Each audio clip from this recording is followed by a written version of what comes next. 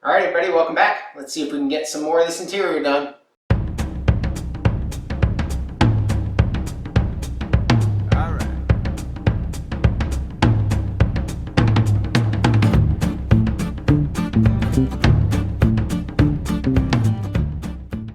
So I'm going to continue to play with the interior today. A couple pieces of low-hanging fruit. I put this little snap clip on, but this pop rivet I hadn't, so I had to drill, make sure that the hole was aligned here, so I just stuck the little small drill in there and got that cleaned up. That pop rivet over there I hadn't done. Now what I'm doing is going around and filling in these snaps in the back here. Now some of these are pop riveted in and some of these are screwed in.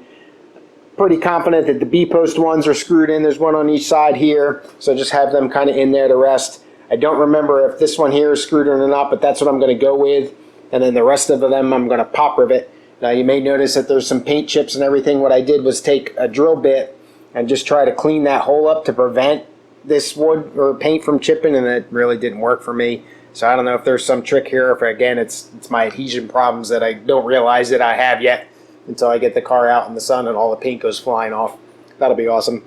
Anyway, I'm just going to go ahead and go around and pop rivet these in. Stainless steel pop rivets to try to protect, from rust. And I'm also going to put a little dab of silicone, just regular clear silicone behind them, just to prevent some incidental water intrusion. And then these larger holes here, these are clips. I'll show you when I get to that point that the soft top, there's a bar in the back here and it'll slide underneath. I got that soft top sitting over there. I'll show you how that kind of works.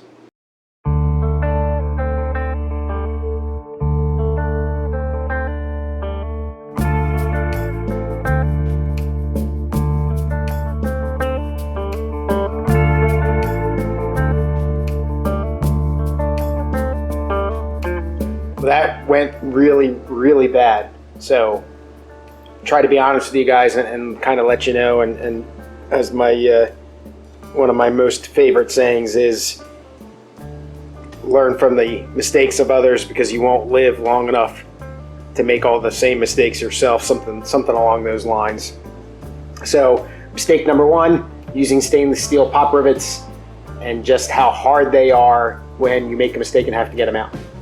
Two, the paint chip thing, it is what it is. That's not that big of a deal to me, frankly, because most of these are going to get covered up. The worst one, you can see that big old chip right there. Unfortunately, that won't get covered up with a snap. But let me show you what happened here. Hold on. So take this hole, for example. Got the little snap there in the pop rivet. And obviously that would go in there, but you can see, hopefully, get my fat finger out of the way. I don't know if I can show you without the shadow of my finger. If you can see that, not really all that well, but the head of the pop rivet should be recessed into the snap. Well, because of the way the pop rivet gun works, it was lifting the rivet out just a little bit, and I couldn't get it tight because there was a gap between the head of the pop rivet gun and the pop rivet itself. So after it popped in, it was loose and the snap would spin and it wasn't tight and it was jiggling and all that. Well, idiot, I kept going 3 more times, not really thinking, and by the time I went, well, maybe this isn't the right way to do it. So I drilled them out, and in the process of trying to get them drilled out and all that other kind of stuff, I unfortunately had it slip off the head there and caught that. So wow, totally skipping that, totally revisiting that.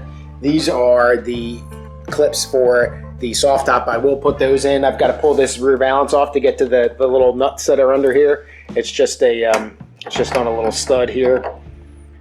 So this will be the first time that this panel's been off since I put it on. So we'll see how that looks. I'll get both of those on, and then I'm definitely doing something else.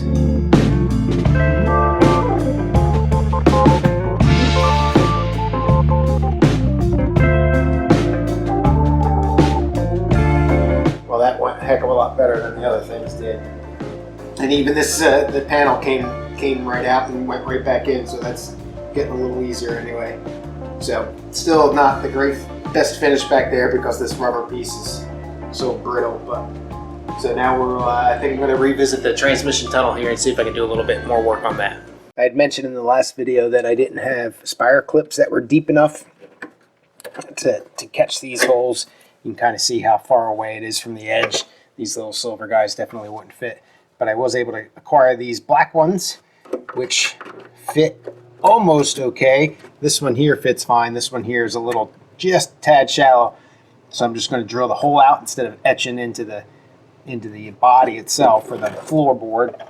The thing about these, those are a little bit smaller size than the major screws, and I don't have any long sheet metal screws, so I'm probably not going to be able to attach it, but that'll be fine. So I'm just going to drill that hole out a little bit bigger and then move on. So one of my viewers, Praetorius, I think I'm saying that right, asked if this was the original shift boot and retaining ring, and no, it's the original retaining ring, but it's not the original shift boot. It doesn't fit really well, so I'm going to take this back apart and show you how bad it actually does fit. Alright, so on the retaining ring, it's got 2 regular round holes and then 2 slotted holes. And the way that it tends to line up here is if you put the slotted holes at the top, towards the front of the car, I guess as you would be looking at it, it's pretty close to lining up okay, but not perfect. And then these are just regular taps, drilled holes. I believe that it's really designed to be used with a little spire clip. That little guy, one of those little guys on the back of it. So I got a bunch of these ones like this. So I'm going to find some sheet metal screws that work, and then probably have to modify this boot in some way to make that work. But I'm going to try to get this nice and cleaned up here. But the workbench is an absolute mess right now. I don't have any room, so I'm going to clean that stuff up. And still recovering from my fiasco on the back of the car, so I'm still a little off kilter, but moving on.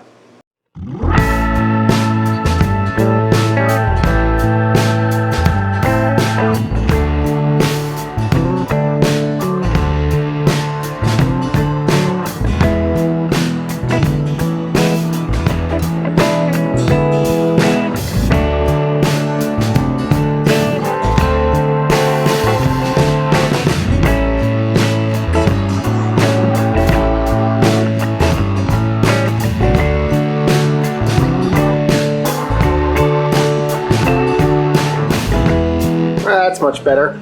Pretty much flush everywhere with the exception of the front here, and I can't quite tell if it's because this is widening up and not allowing it to lay flat, or if it's just these holes might need to be opened up a little bit to allow it to lay flat. So I'm going to shave a little bit more off the front there, not too much because I'm afraid I don't want to take too much, and then if that doesn't seem to let it go, I'll try to open up these holes.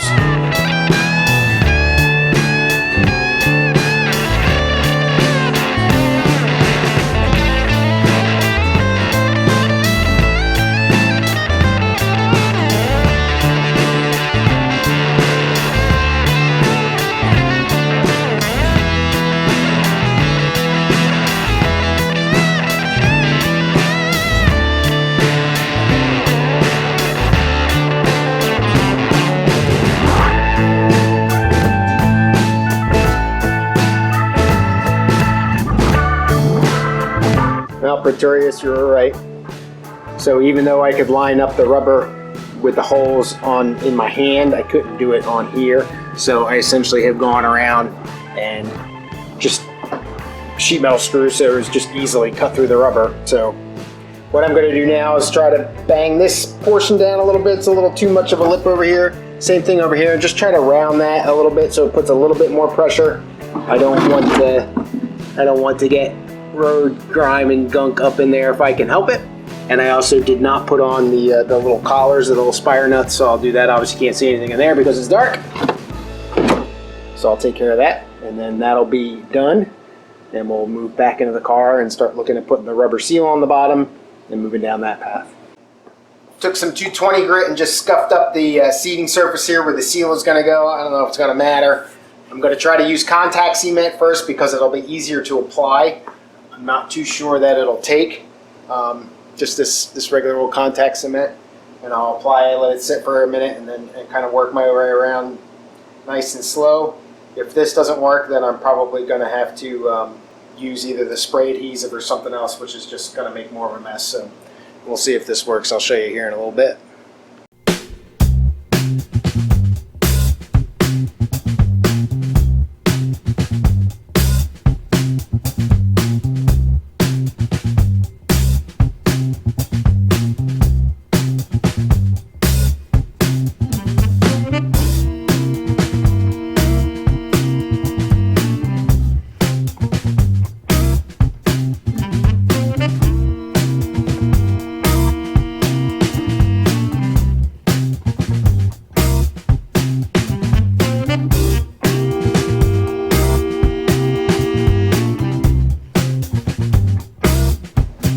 job. It's a little painful, but it looks like it's stuck, and it looks like the contact cement is doing what it's supposed to do.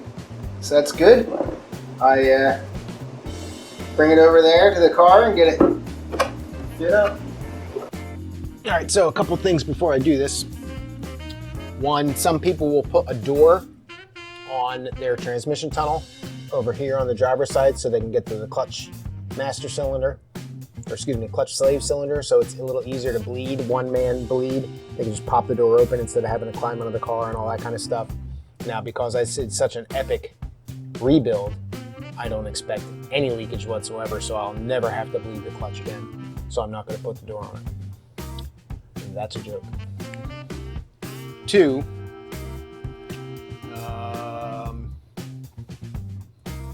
yeah, I don't remember what two was. I guess it's just one thing. Oh, two, if you had noticed, you probably didn't, because I didn't film it, that I put some Sil Glide on the stick shift here itself, because it's the rubber boot is really sticky and it likes to grab that. It's a pretty tight fit down there, so I just put the Sil Glide on there just to make it a little easier trying to run the thing down. So I'll put this guy up and see. Now I still expect a gap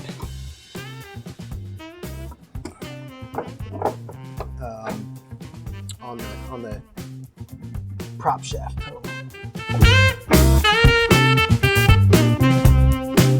And the gas pedal gets in the way, so you got to make sure that you clear the pedal.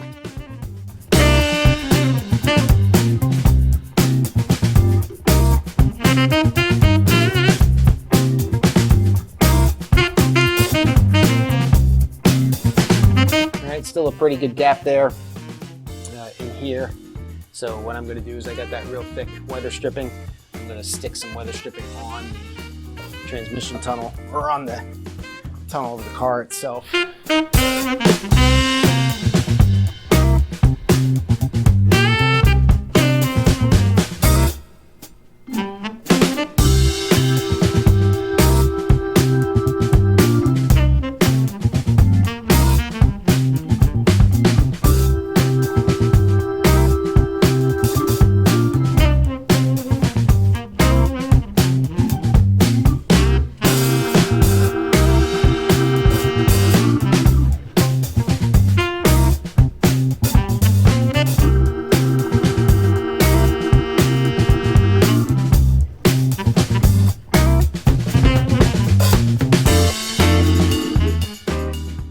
So this is the footwell carpet here, and that's going in next. That needs to go on before the tunnel carpet. And there's little snaps in here, and if you can kind of see that black ring there, there's a snap behind there. Now these are the original factory holes, so I just redid the snaps in those holes. But then in the floor, since the floors are new, I got to drill holes, and then this snap part will go into the floorboard with a regular pop rivet, and then this will get these capture rings and stuff. I'll show you that here in a minute. One thing I wanted to point out, this is a little lock washer that I cut down the split on and made really small. And if you can remember when I was breaking the heck out of my stuff over on there on the snaps, so what I did was the pop rivet fits down into the snap like that. Put the lock washer down on top of that, and then that gives just enough relief that I can push on the lock washer using the rivet gun, and it actually holds it tight so those snaps in there don't rotate, which is nice. So I'll do that on the back eventually. So now what I'm going to do, drill holes in the floor here towards this side and pop rivet those and make those put together, and I'll show you on the bench when I get there how those rings work.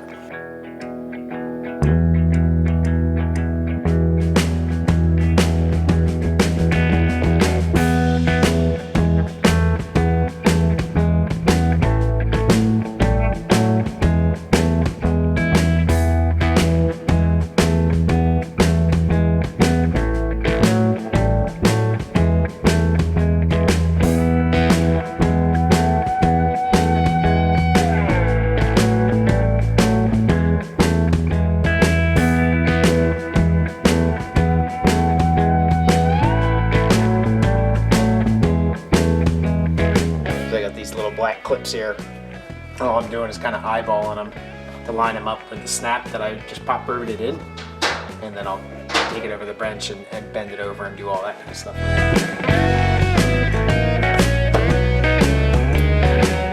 You can see barely see that black ring in there. Spikes stick through. This has got 3 holes for those prongs, and I'll push really hard.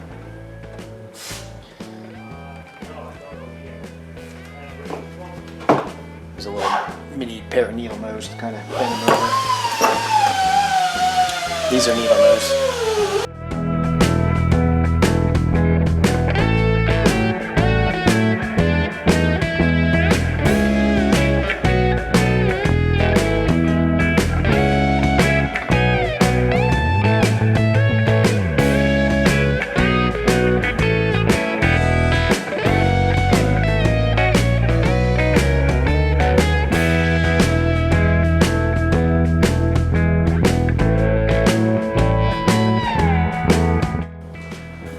Turn off the compressor when you start recording, just go ahead and do it. Yeah, I'll just edit that out.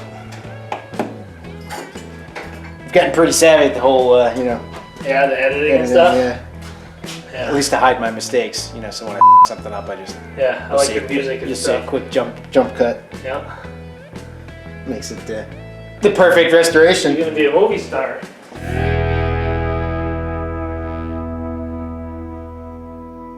All right, let's see how it fits.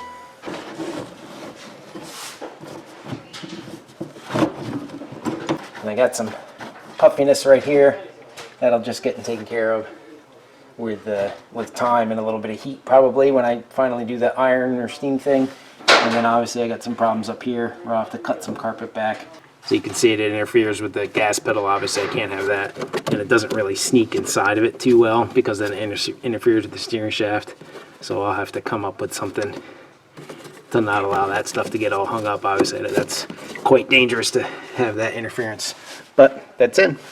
Got all these snaps in.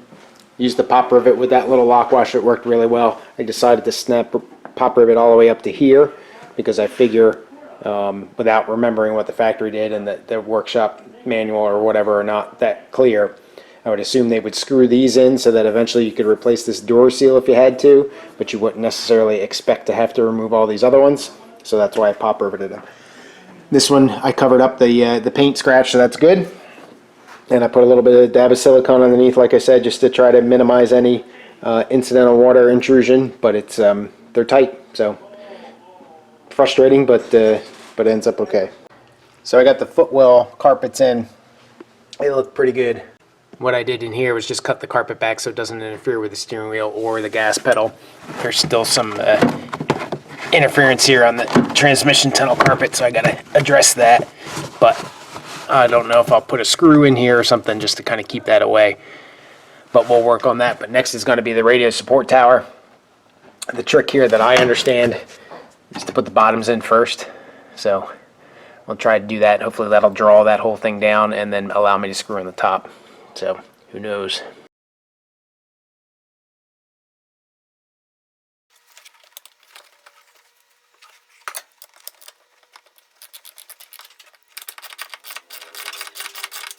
All right, well, I got that one started. Can't believe that happened that easily. Go to the other side, start the other one.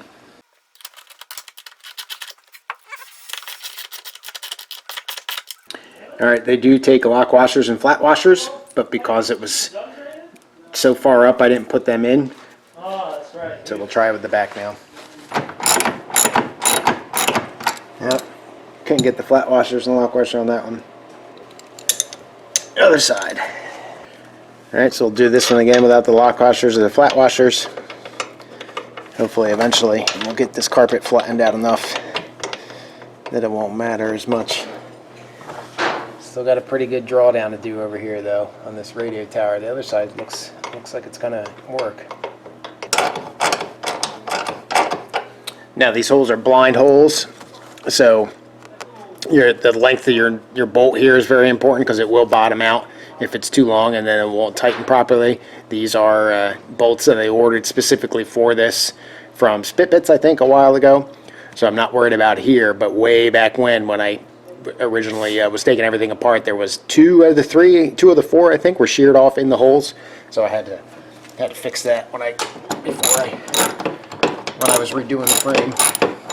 All right, so it feels like that one's already bottoming out. It's fine.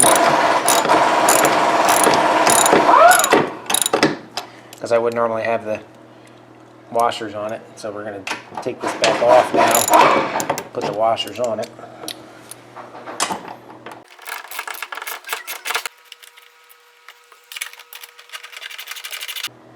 All right, tighten down the other side. It looks like it's going to fit though. All right, radio tower's in, and I essentially just, you tighten these down a little bit, you go to the other side, and you kind of walk it down a little bit. And there's actually a pretty good clearance under there, and it's even, which is reassuring. Got these screws up at the top here. I kind of wish that I hadn't torn up the bottom of the dash so much, but so be it. I'll tell you what, if I had decided to put vinyl on this dash, I would have destroyed that and had to redo it. So, but now I know how to do it. Now I know that it does work. So I'm going to pull this back out, clean it up like I did the other one that was bent, and I'll wrinkle coat this one as well. This is the new old, whatever you want to call it, radio support tower. And I don't know if you can see, probably not, that it's crooked and kind of leans to the left a little bit and is twisted. Kind of hard to explain. But that's why that guy wouldn't fit, and I struggled with that thing for so long and could kick myself for having done so. But now I've got the radio blanking plate and Dorothy's original radio support tower up here. I'm getting ready to wrinkle coat them. They've been sandblasted to get all the old stuff off. I'm just going to wrinkle coat the outside, and then when I'm done, I'll flip them and just prime. Use a dark black primer or something on the inside that you're not going to see. So instead of wrinkle coating the whole thing. So I'm going to go ahead and do that. You do that from bare metal, and you guys have seen me do this stuff before, so you know how much I enjoy it. This here is the handhold. Just kind of goes like that. Not a whole lot to it, not very complicated. It does have a little spacer here, a little offset, and I put a little flat or a little black washer on the end of that. I don't think that originally had that. And it just has these kind of half washers and everything, just so it can fit like this in there and you can get close to the edge. So this is just one of the finishing pieces that'll go on here.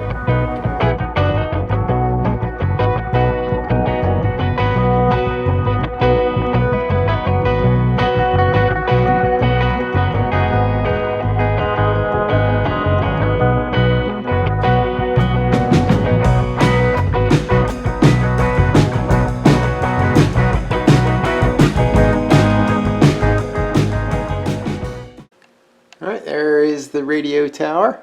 Not too bad. Not so great right in here, but I'm happy with that. And then the blanking plate came out pretty good. See that? I like that. Alright, so I'll put these away for a little while. About 48 hours or so is what this recommends before you go trying to put them in or anything like that, so I don't want to mess with that. And then I'll prime the back of the radio tower, though I did get quite a bit of the wrinkle coat at various places. So, moving on. One of the things I need to do, obviously, is refurbish the wheels. Now, this is one of the wheels that I got for the black car. The way I know that, well, obviously the way I know that is because it came on the black car when I got it. But the black car is a Mark 1, about a 64 or so, and you can see these gaps in here are much bigger. On Dorothy's, the later Mark 2 cars, the gaps here are much smaller, just a slit. So, unfortunately, I've got, and I think I pointed this out before, I've got 1, 2, and then 3 of the smaller slitted ones. And then this is another one that was off the black car. And then this guy over here was on Dorothy, but it's a Mark 1. So at some point, Dorothy lost a wheel. So I'm not going to be period correct with my wheels. I think what I'll end up doing is 2 of the small slits in the front and 2 in the back, or 2 on one side and 2 on the other, I'm not sure which, and then pick one for the spare. But the other thing I wanted to point out was that this is an original Michelin. You can see there, Michelin ZX. So this is an old tire, 155 SR13, which is the old style of labeling tires. And interestingly, what this stack of tires is here is my garage mate's tires off of his 72 240Z, the one that's been parked out front. They started tearing it apart today. These are also Michelin ZX tires, and as far as we know, these are original. These were made in West Germany, which is kind of interesting. Mine over there is made in Italy. We can't find a date code on any of these yet, but look, I mean, this thing is beautiful shape. You could drive on these tires. These are practically brand new. It still has some molding scars or whatever that's called, the little rubber from the molds on it. So anyway, what I'm going to do is attempt to get this tire off of here with some regular tire irons and see if I can't hurt myself. Well, unfortunately, I couldn't break the bead, and I don't really want to beat the heck out of it too much because I don't want to damage the rim. So I probably will have to eventually, here real soon actually, I'll put the car up on jack stands, get all the tires off, and just probably take them all to a tire shop and get all the tires stripped off. That way I don't have to worry about disposal. I'll just pay them to dispose of them. And then bring the wheels back over here, get them in the sandblaster, get them cleaned up, and make sure that get them ready for paint. All right, everybody, that's all I got. Thanks so much for watching. Leave a comment below, tell me what you think. Well, much closer to having the interior done now. Just some odds and ends to go, and then I'll start moving on to doing gaps, getting the doors on, things like that. I got to figure out how I'm going to handle these tires, but otherwise, she's moving along. So thanks again. Be healthy, be safe. Cheers.